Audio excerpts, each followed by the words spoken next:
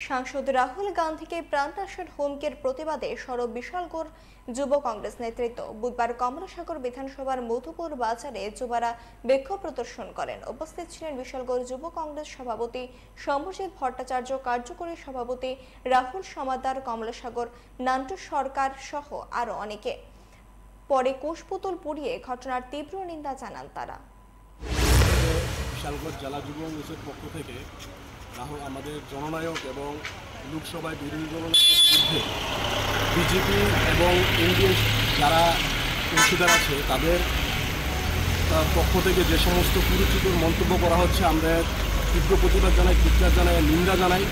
তৎসঙ্গে আপনারা দেখতে পাচ্ছেন যে যারাই কুরুচিকর মন্তব্য করছে তাদেরকে এনডিএ এবং প্রধানমন্ত্রীর তরফ থেকে সম্পূর্ণ সমর্থন দেওয়া হচ্ছে। তাদেরকে এখন পর্যন্ত তাদের বিরুদ্ধে কোনো পদক্ষেপ নেওয়া হয়নি এবং তৎসঙ্গে দেশে প্রতিনিয়ত বেকারত্ব বৃদ্ধি পাচ্ছে।